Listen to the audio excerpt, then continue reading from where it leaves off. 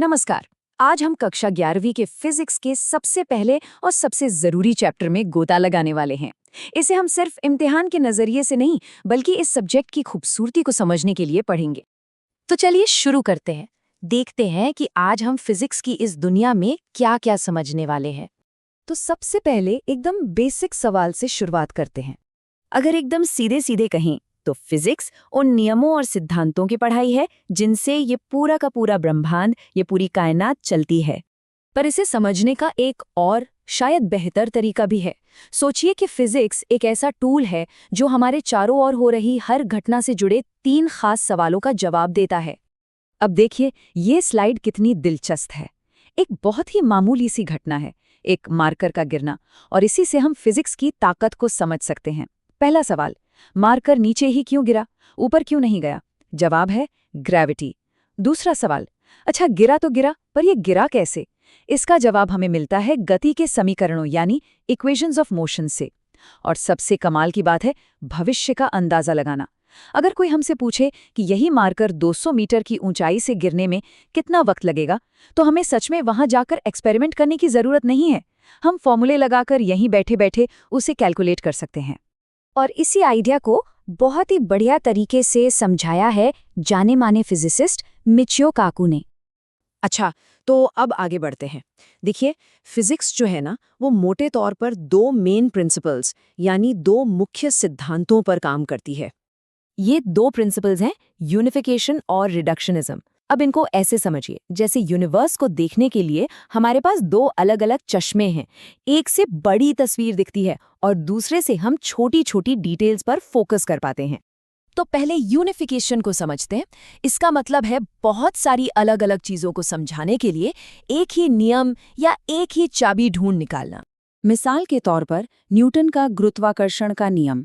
ये एक ही नियम कितनी सारी चीजों को समझा देता है, जैसे कि सेब का जमीन पर गिरना, चांद का धरती के चक्कर लगाना या फिर ग्रहों का सूरज के चक्कर लगाना। ये सब अलग-अलग दिखने वाली घटनाएं एक ही यूनिवर्सल लॉ से चलती हैं।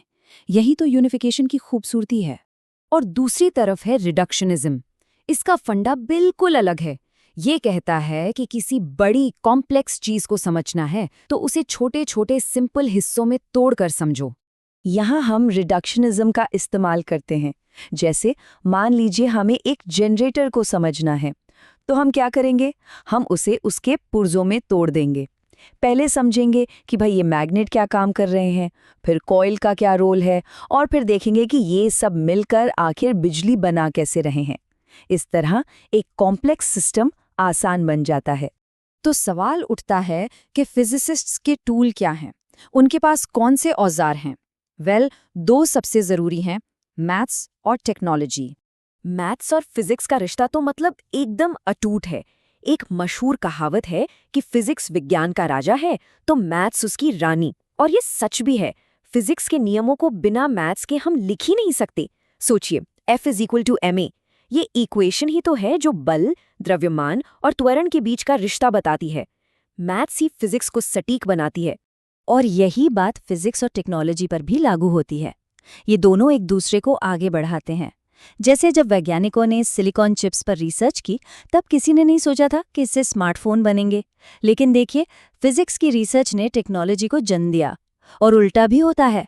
जब स्टीम इंजन को बेहतर बनाने की जरूरत पड़ी, तो उस जरूरत ने फिजिक्स की एक पूरी नई ब्रांच थर्मोडायनामिक्स को जन्म दे दिया। तो अब जरा जूम आउट करते हैं और देखते हैं कि फिजिक्स का दायरा कितना बड़ा है। मतलब ये कहाँ से कहाँ तक फैली हुई है। एक तो है मैक्रोस्कोपिक दुनिया, यानी वो दुनिया जिसे हम अपनी आंखों से देख सकते हैं, महसूस कर सकते हैं। ग्रहों की चाल से लेकर गाड़ियों की स्पीड, बल्ब की रोशनी, ये सब इसी में आता है। ये वो फिजिक्स है जो हमारी रोजमर्रा की जिंदगी में काम आती है। और फिर आती है माइक्रोस्कोपिक दुनिया, जिसे हम क्वांटम फिजिक्स भी कहते हैं। यहाँ हम एटम, न्यूक्लियस, इलेक्ट्रॉन जैसी बहुत ही छोटी चीज़ों की बात करते हैं। यहाँ के नियम थोड़े अजीब होते हैं, पर हमारी आज की टेक्नोलॉजी जैसे सेमीकंडक्टर और लेज़र इसी की देन है। और अब आते हैं सबसे फंडामेंटल चीज़ पर, असलियत की बिल्कुल बुनियाद पर। इस पूरे ब्रह्मांड में जो कुछ भी होता है, हर एक एक्शन, हर एक रिएक्शन, वो सिर्फ 4 ताकतों की वजह से होता है। इस टेबल में वो 4 फंडामेंटल फोर्सेस हैं। देखिए इनकी ताकत और रेंज में कितना जबरदस्त फर्क है।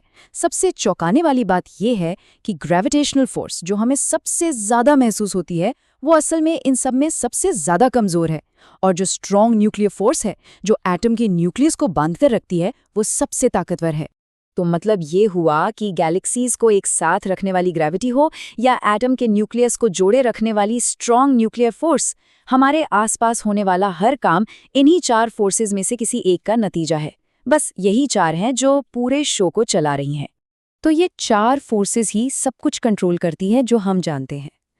पर सोचने वाली बात यह है कि क्या कोई 5वीं फोर्स भी है जो अभी तक खोजी नहीं गई?